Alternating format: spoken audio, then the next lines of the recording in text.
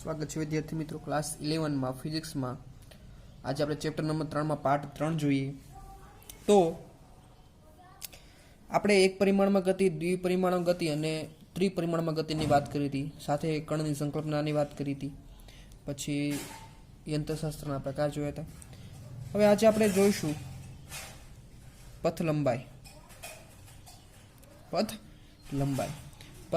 મિત્રો પથ લંબાઈ એને બીજું અંતર પણ કહેવાય શું કહેવાય અંતર અથવા એને ઇંગ્લિશમાં કેવું હોય તો શું કહેવાય ડિસ્ટન્સ ઓકે તો આપણને ખ્યાલ તો હોય કે અંતર એટલે થોડો ઘણો ખ્યાલ હોય આપણે ઘણી વખત ગાડી લઈને જતા હોય તો ઘણી વખત સવાલ કોઈ પૂછે કે તમે કેટલી ગાડી ચલાવી અથવા બીજી રીતે પૂછે તો કેટલું તમે અંતર કાપ્યું તો અંતર આપણને ખ્યાલ હોય અંતરની બીજી ભાષામાં કહેવાય પથ લંબાઈ આપણે જે રસ્તા ઉપર જઈએ છીએ કેટલી તમે લંબાઈ કાપી છે ગતિ કરી છે ઓકે તો આની વ્યાખ્યા જોઈએ આ તો સિમ્પલી આપણને ખ્યાલ જ હોય પણ ભણી ગયા હોય આપણે 9મા ધોરણમાં પથ લંબાઈ તો એ થોડીક વાત કરી દઈએ તો કે પથ લંબાઈની પહેલાં વ્યાખ્યા લખી દઉં પથ લંબાઈની વ્યાખ્યા શું થાય કે કોઈ પદાર્થ વડે તેના ગતિમાર્ગ પર કપાયેલ કુલ અંતરને પથ લંબાઈ કહે છે કોઈ પદાર્થ વડે કપાયેલ ગતિમાર્ગ પર કુલ અંતરને પથ લંબાઈ કહેવાય છે ઓકે કોઈ પદાર્થ વડે તેના ગતિમાર્ગ પર કપાયેલ કુલ અંતરને યાદ રાખવાની કુલ અંતરને શું કહેવાય પથ લંબાઈ કહેવાય છે હવે એક્ઝામ્પલ લઉં એટલે આપણે થોડીક વધારે આઈડિયા અહીંયા છે એ ક્લિયર થઈ જાય ધારો કે આ રસ્તો લઉં છું ચલો અમે ગતિમાર્ગ લીધો છે આ રસ્તો છે મારો એક્સ એક્સિસ પર એક્સ માર્ગ પર ઓકે અહીંયા હું ધારો કે ઉદ્ગમ બિંદુ અથવા સંદર્ભ બિંદુ લઈ લઉં છું જ્યાંથી ધારો કે આપણે ગતિની શરૂઆત કરી છે એમાંથી ધારો કે આપણું કોઈ પણ ગામ હોય ત્યાંથી માપી લીધું કે મારું ગામ છે ત્યાંથી હું ધારો કે 0 કિલોમીટર લઉં છું ત્યાંથી મારે આગળ જવું છે તો આગળ હું જોતો જાઉં ધારો કે અહીંયા આ 20 મીટર આવે છે પછી આ 40 મીટર આવે છે પછી આવે છે 60 મીટર આવે છે પછી 80 મીટર આવે છે પછી ધારો કે 120 મીટર આવે છે પછી ધારો કે 140 મીટર આવે છે આવી રીતે અંતર આવે છે આ બધું મીટરમાં અંતર છે જીરોની આ બાજુ ધારો કે હું ઋણ લઈ લઉં છું એક્સ એક્સિસ હોય એમાં જીરોની આ બાજુ ધન જીરોની આ બાજુ ઋણ લઈ લઉં છું તો -20 છે આ -40 છે આ -80 છે ચાલો આ રીતનો આપણી પાસે એક રસ્તો છે ઓકે ધારો કે હું વાત કરું છું મારી પાસે હું કાર લઈને નીકળું છું ધારો કે t બરાબર 0 સમયે કાર છે એ ઉદ્ગમ બિંદુ પર છે ક્યાં છે ઉદ્ગમ બિંદુ એટલે x બરાબર 0 મીટર અહીંયા મારી કાર પડેલી છે ઓકે હવે ધારો કે કાર છે એ ઓથી ધારો કે અહીંયા P બિંદુ ગઈ અને P થી ધારો કે અહીંયા Q બિંદુ ગઈ ઓકે તો લખી નાખું કાર ક્યાંથી ગતિ કરે છે કાર O થી P અને P થી Q સુધી ગતિ કરે છે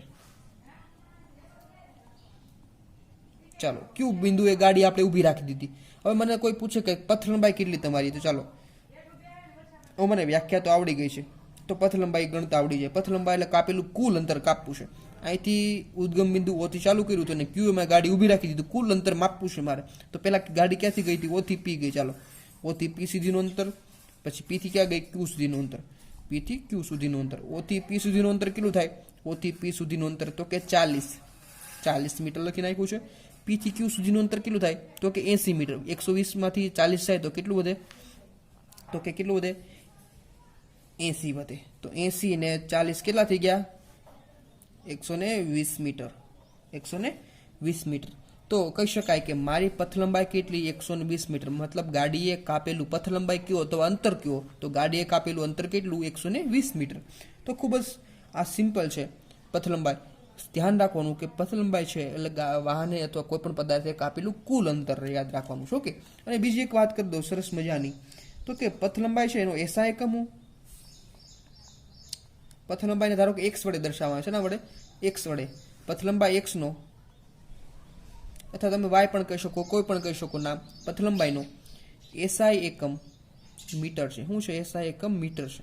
ખાસ યાદ રાખજો, પથ લંબાઈ અથવા અંતરનો એસઆઈ એકમ કેટલો? મીટર। અંતર શેમાં મપાય? મીટરમાં મપાય। પછી બીજી વાત કરી દઉં કે પથ લંબાઈ છે, જે પથ લંબાઈ હંમેશા ધન હોય, હંમેશા ધન હોય। પથ લંબાઈ કોઈ દી ઋણ હોય નહીં, કારણ કે વાહને કાપેલું અંતર કોઈ દી ઋણ હોય નહીં। અંતર હંમેશા કેવું હોય? ધન જ હોય। અંતર હંમેશા કેવું હોય? ધન જ હોય। ઓકે, અને શૂન્ય પણ ના હોય, શૂન્ય પણ ના હોય। ધારો કે હું વાહન અહીંથી ચાલુ કરું છું, ગતિ ચાલુ કરું છું, એને વાહનની ગતિ ચાલુ કરું છું, કોઈ દી અંતર ઋણ થાય નહીં અને જીરો પણ ન થાય। ગતિ કરતો હોય વાહન એટલે પથ લંબાઈ તો હોય જ। પથ લંબાઈ હંમેશા કેવી હોય? ધન હોય। બાકી બીજી વાત કરી દો પથ લંબાઈ વિશે, તો કે બીજી છે પથ લંબાઈ છે, પથ લંબાઈ એ અદિશ રાશિ છે। કેવી રાશિ છે મિત્રો? અદિશ રાશિ। અદિશ કોને કહેવાય? નામ ઉપરથી થોડુંક ખ્યાલ આવી જાય। અદિશ એટલે જેમને દિશા ન હોય ને અદિશ કહેવાય। તો પથ લંબાઈને દિશાની જરૂર નથી, ખાલી શું જરૂર પડશે? મૂલ્યની જરૂર પડે, કે આપણે કહીએ કે એટલા કિલોમીટર અંતર કાપ્યું છે, અંતરનું ખાલી કિલોમીટર લઈએ, કઈ દિશામાં અંતર કાપ્યું છે જરૂરી છે નહીં। તો પથ લંબાઈ એ અદિશ રાશિ છે। બે પ્રકારની રાશિ હોય, સદિશ રાશિ અને અદિશ રાશિ। સદિશ એટલે જેને દિશાની જરૂર પડતી હોય ને સદિશ રાશિ કહેવાય। તો અહીં આપણે પથ લંબાઈની માહિતી મેળવી લીધી। પથ લંબાઈ એટલે કાપેલું કુલ અંતર યાદ રાખવાનું। હવે વાત કરીએ સ્થાનાંતરની। સ્થાનાંતર, સ્થાનાંતરને ઇંગ્લિશમાં કહેવાય ડિસ્પ્લેસમેન્ટ। ડિસ્પ્લેસમેન્ટ તો સ્થાનાંતર પણ ખૂબ જ સરળ એવી વ્યાખ્યા છે કે સ્થાનાંતરની સિમ્પલી વ્યાખ્યા આપવી હોય આપણે તો એ રાતે આપણે કહીએ પદાર્થ સમય સાથે પદાર્થના સ્થાનમાં થતા ફેરફારને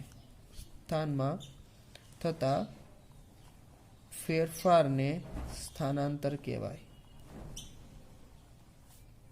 સમય સાથે જો પદાર્થના સ્થાનમાં ફેરફાર થતો હોય તો એને સ્થાનાંતર કહેવાય। અને સારી રીતે વ્યાખ્યા આપીએ ઓર કરીને તો સ્થાનાંતર એટલે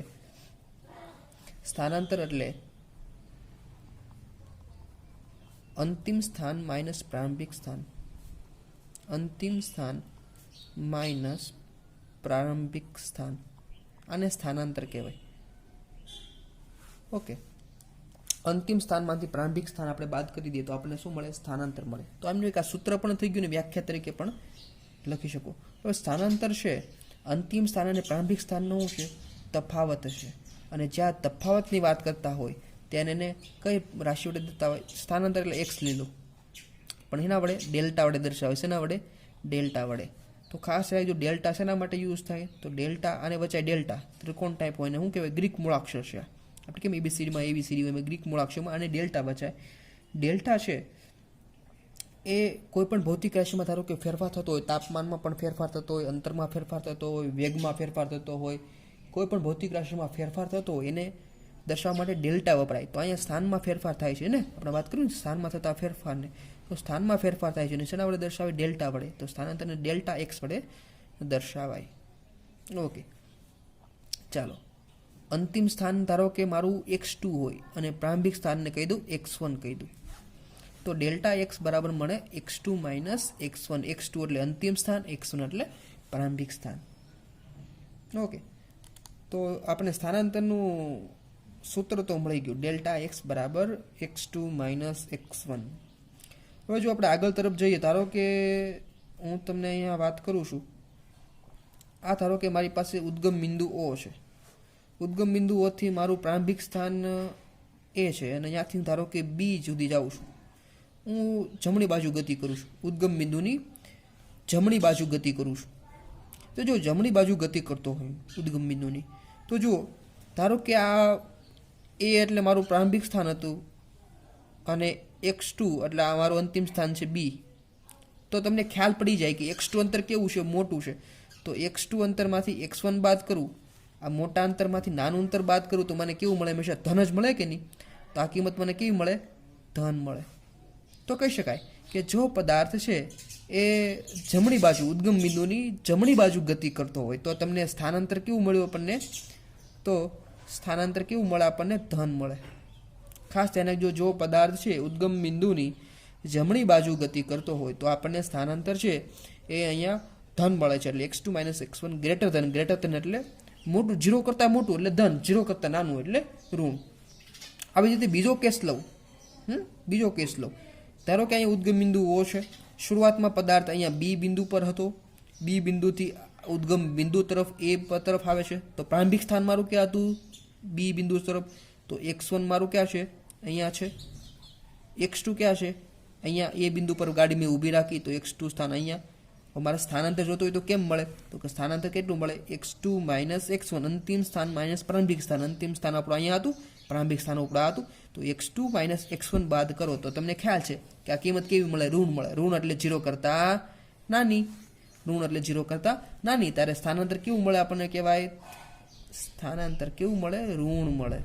ખાસ ધ્યાન રાખજો. જો ઉદ્ગમ બિંદુ તરફ ગતિ કરતા હોય તમે, ઉદ્ગમ બિંદુ તરફ ગતિ કરતા હોય તો અહીંયા સ્થાનાંતર કેવું મળે છે આપણને? ઋણ મળે છે. ઓકે, કારણ કે તમે x2 કિંમત જુઓ, x2 માંથી x1 બાદ કરવાના છે. અંતિમ સ્થાનમાંથી પ્રારંભિક સ્થાન બાદ કરવાનું. અંતિમ સ્થાનનું અંતર કેટલું છે? નાનું છે. પ્રારંભિક સ્થાન કેવું છે? મોટું છે. એટલા માટે તફાવત કેવો હોય? 0 કરતાં નાનો આવે, ઋણ આવે. હવે આવી જ રીતે ત્રીજા કેસની વાત કરું. આવી રીતે ત્રીજા કેસની વાત કરું તમને તો જુઓ, પાછું મેં ઉદ્ગમ બિંદુ દોરું મેં. ચાલો આ પાછો રસ્તો દોર્યો. ધારો કે શરૂઆતમાં પદાર્થ મારો છે એ બિંદુ પાસે હતો. એથી પાછો ક્યાં વહી ગયો? બી બિંદુ તરફ વહી ગયો. હવે પાછો આપણને કે રસ્તો ભૂલાઈ ગયો, હાલો મારે અહીંયા જવાનું હતું. પાછો એથી બિંદુ તરફ ગયો અને પાછો રિટર્ન મારીને બીથી પાછો ક્યાં આવી ગયો? એ બિંદુ તરફ આવી ગયો. હવે જો પ્રારંભિક સ્થાન ક્યાં હતું? x1 એ બિંદુ તરફ હતું. અને પદાર્થ છે એ ગતિ કરીને પાછો પોતાના મૂળ સ્થાન ઉપર આવી ગયો. તો અંતિમ સ્થાન પણ ક્યાં આવ્યું? એ જ આવ્યું. તો x2 બરાબર પણ કેટલું આવ્યું? a. તો અંતિમ સ્થાન અને પ્રારંભિક સ્થાન સમાન છે. તો તમે તફાવત લો x2 - x1. તો x2 સરખું છે, x1 સરખું છે. તો બંનેનો તફાવત કેટલો થાય? 0 થાય. તો સ્થાનાંતર કેટલું મેળવ્યું આપણને? સ્થાનાંતર મળે 0.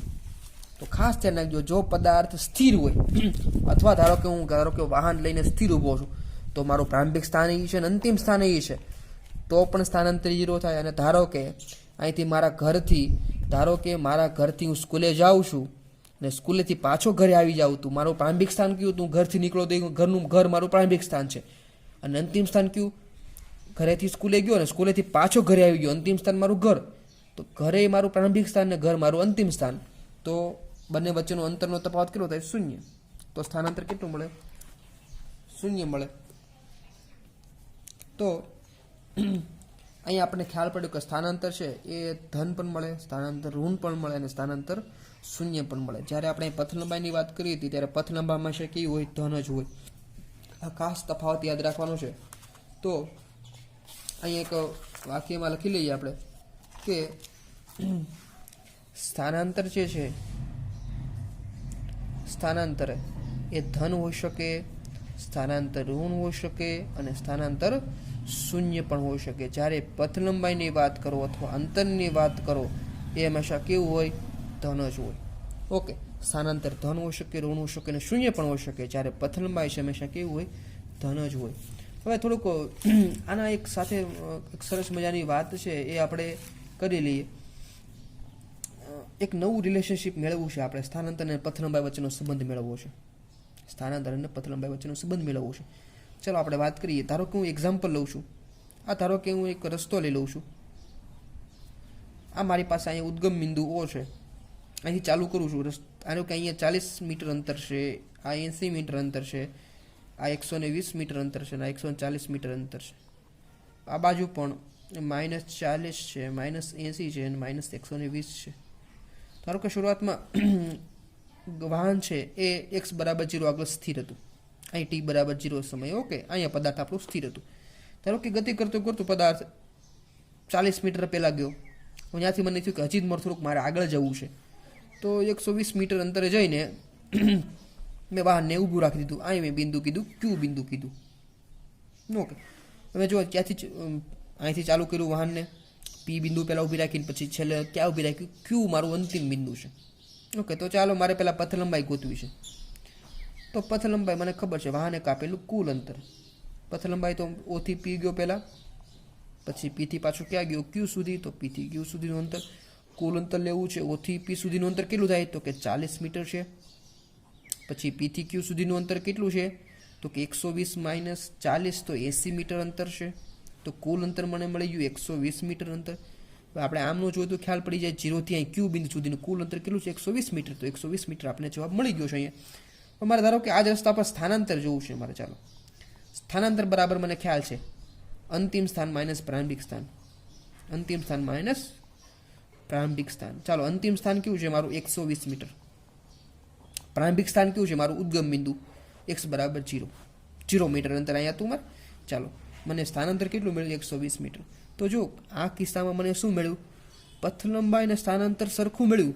પથ લંબાઈ 120 મીટર અને સ્થાનાંતર 120 મીટર. તો આના પરથી એક વાક્ય આપણને કહેવાનું મન થાય કે જો પદાર્થ એક જ દિશામાં ગતિ કરતો હોય, જો પદાર્થ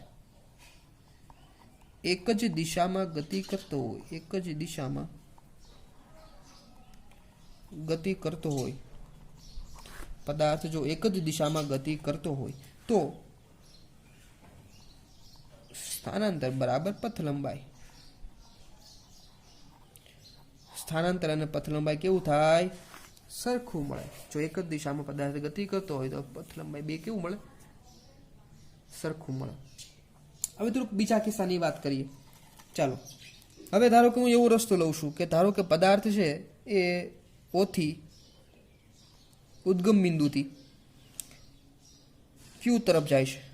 ઓથી ક્યુ તરફ ગતિ કર્યો. ચાલો પછી ક્યુ થી પી આવે છે. ચાલો પદાર્થ ઓથી ક્યુ ગયો અને ક્યુ થી રિટર્ન મારે છે. ક્યુ થી પરત ફરે છે ક્યાં સુધી પી બિંદુ સુધી આવી જાય છે.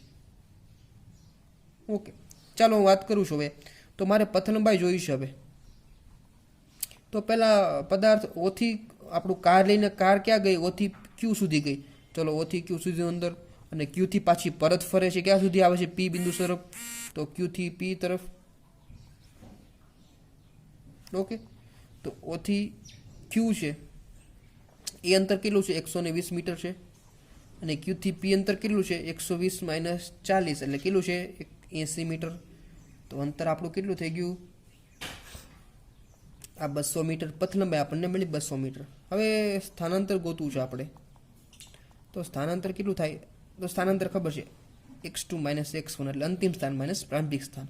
અંતિમ સ્થાન કેવું છે મારું પી. ગાડી લઈને ક્યુ બિંદુ સુધી ગયો તો ક્યુ થી પાછો પરત આવ્યો પી બિંદુ સુધી એટલે અંતિમ સ્થાન મારું કયું છે પી.